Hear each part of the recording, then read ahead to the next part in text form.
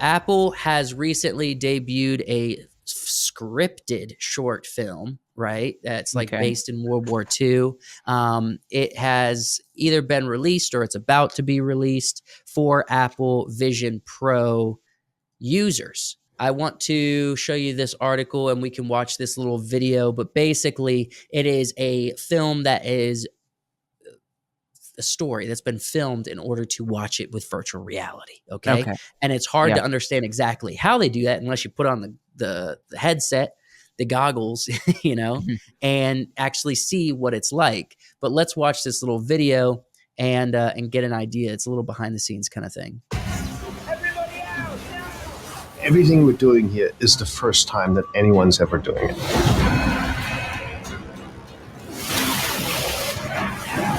When you put on the Apple Vision Pro, it does change the way you think about creating a story. Oh, I can see. It's a wonderful new medium that just expands the horizon of storytelling.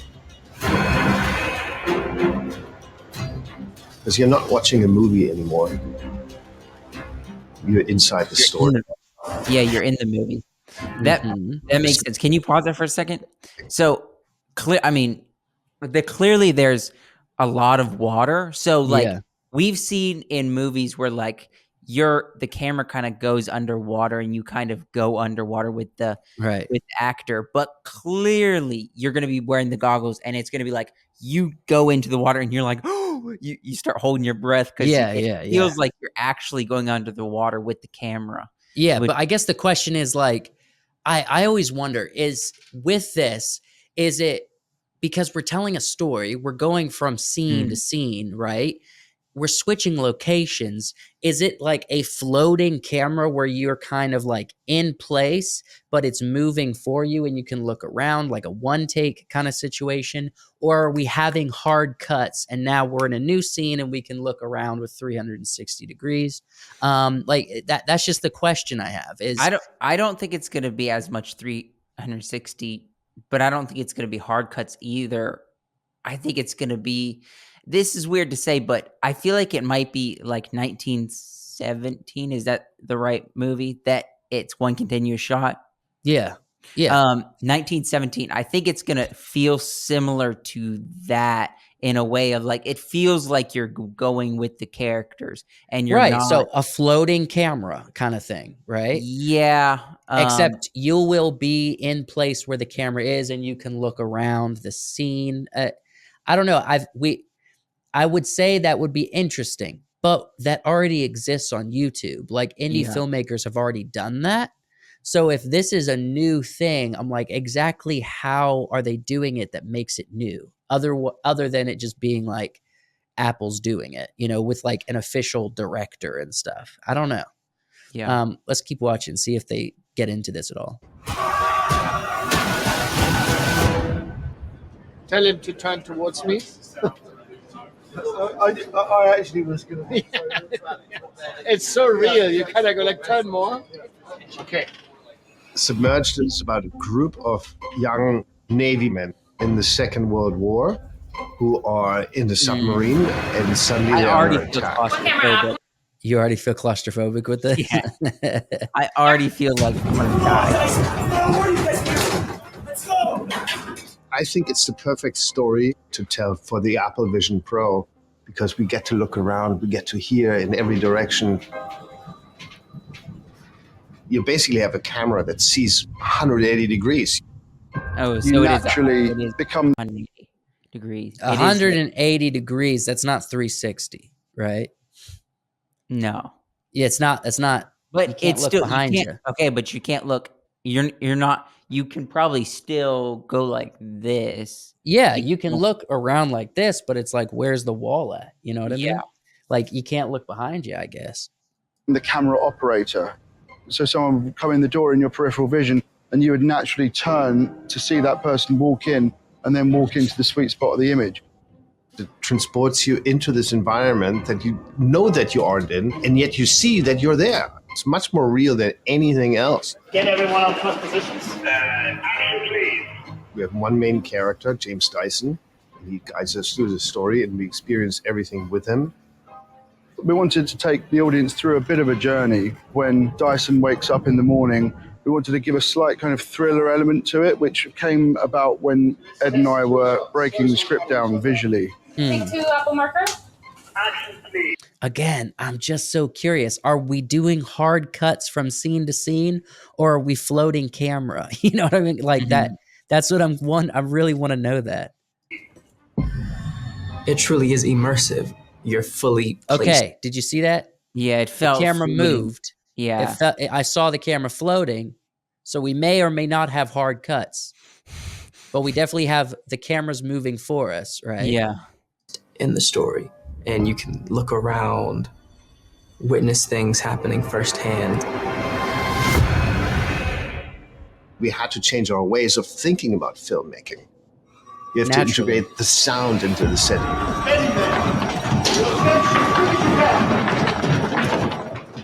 You have to integrate the lights into the set because you can't put up any lights anywhere. Basically challenges us in every way. That's really fascinating. You have to put the sound in the set, right? So the 360-degree sound is correct with what you're hearing. So if you're supposed to be implanted into the environment, you have to see peripheral, and you can't look around and see there's a light with a light stand right there. All the lights have to be in the set, like all of the exposure. I understand the lighting thing, but can't they just like hide a lav or something, a lav mic underneath the shirt, or like in plays they put it right here on the head, and it's not so much talking about the mic of the character; it's talking about the sound effects, right? So you could go in and enhance that probably, but I think they definitely have a mic, right, for the actor that's like under his shirt or in his hairline that you can't see.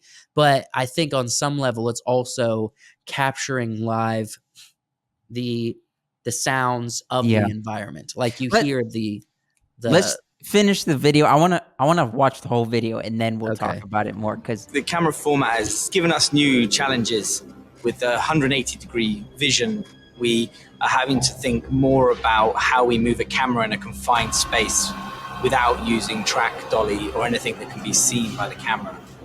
And I've worked a lot with the art department to create places within the set that we can hide a lot more of the moving mechanisms for moving a camera than we would on a normal shoot. Really opens up so many opportunities to immerse the viewer in such an amazing world. When you're watching the film on Vision Pro, you see everything in focus.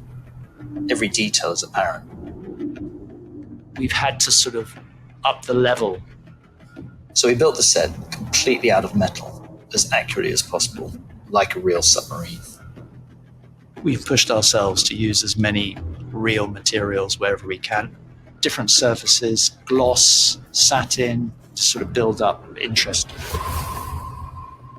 The fact that we're sort of enclosed, quite an exciting space. Wherever you look, there's something going on. When you're wearing the Vision Pro, you're always seeing the ceilings, you're always seeing the walls. We wanted it to feel authentic. Definitely wanted the audience to feel the sort of claustrophobia of a submarine. The set that is behind me at the moment, that entire set gets completely submerged.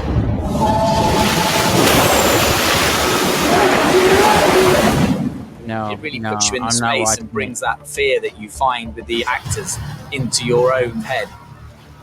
You really can experience the story through one person's eyes. Never mind. This is a very exciting tool for filmmakers.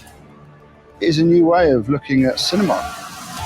When you put on the Apple Vision Pro and when you immerse yourself in this story, we really get a physical, emotional experience that I've never felt anywhere else before. In any movie, in any theater, you have to experience it for yourself. All right.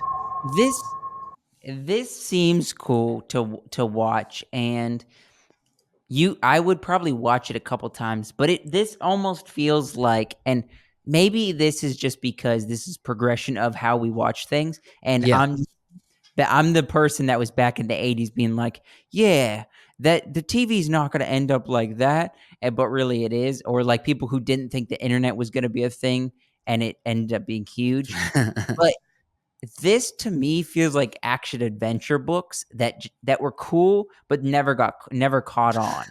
Okay, all right. I hear what you're saying, and I sort of agree with it. I think there's a serious market for this. However, I think the problem is not so much in the fact that it will lose its glamour. I do, however, think that it is way too difficult, way too slow of a process, and way more expensive to do this type of film than it will and be. Like, films already cost $100 million just to get a really strong, like Chris Nolan spends $100 million consistently, and people inflate budgets and go to 300 million. But movies are already expensive. With this kind of technology, let's double or triple that. You know what I mean? Well, Because this is going to be hard. Not just the budget. I think it's a fun experience to go and do the, virtual reality game, or go and watch it here and there as an experience. But I think people enjoy the casual watching, the watching with people, being able to commentate with other people, like talking, but yet watching it and kind of laughing, having that experience together. Or like I said, just casually watching in the background. And you can't do any of that with this technology, to where I think we're losing some things that people actually really enjoy with just watching on a screen. Correct. I think communal viewing parties, like hanging out with friends, this is going to be a solo experience. Okay, this is not a group experience necessarily. There might be some kind of pairing if people who really enjoy movies and want to experience the 360 together. There's some level of that where we do have group watches where you can all have your headset and enjoy it together. But you're right, the social setting of watching a movie is not accomplished in an environment like this. I don't think that quite negates the market that this has. Yeah. I do, however, think we are going to, like, right now it's the cool kids. You know what I mean? It's Apple has it. They have their new Vision Pro. They want to try to do new stuff. They want to make a splash. They want to be talked about like we're doing right now. However, is this sustainable for the filmmaking market? Maybe AI makes it easier. Like, we could have movies that are animated using AI that does something like this. But live action stuff like this, you saw how difficult, like, it has to look real. You can't have like that wall way in the background that you barely see can be plaster. Like, no, when you get close to it and you can actually look around and take a look at the issues with real. It's gotta be real, man. And so, and also you have to hide, like in cinema, you can hide so much with just your angles. With this, it's like you got to have everything. Everything has to be real. Everything has to be done. Yeah. All the lights have to be there. You can't do artificial lighting next to the camera. I mean, you could trick it, like we talked about before, these COVID movies that came out, these, The Guilty on Netflix. It's Jake Gyllenhaal in a room where he's talking on a phone, and that's what all you see. You can do movies like that where it's one room. It's more simple, on the phone. right? But yeah, when it comes to like interacting with huge sets, that's when it's going to get expensive. So you do have to be creative, like how you do this. What's your concept? Is it entertaining enough for me to be immersed into it? Because at that point, like if it's just one room, do I want to sit here and like look around the room? If it's one room, I mean, that's going to get boring after a while. You have to have all these sets and changing it up for me to do it and feel like I'm investing my time to do it. It's really hard to say. There's so many personal preferences. I am curious to see if there's going to be enough people that are interested in this to keep the market afloat, especially when it takes so much time and money and extra effort to put something like this together, or if we're just going to keep on with the status quo. We'll see a couple short films, maybe feature films that are like this come out, but ultimately it doesn't lead to a mainstream production format, using the VR environment to tell a film story. I, however, think it's super awesome. I think it's really freaking cool. And it's cool as much as like an action adventure book. You are such a cynic. It is way cooler than an action adventure book, man.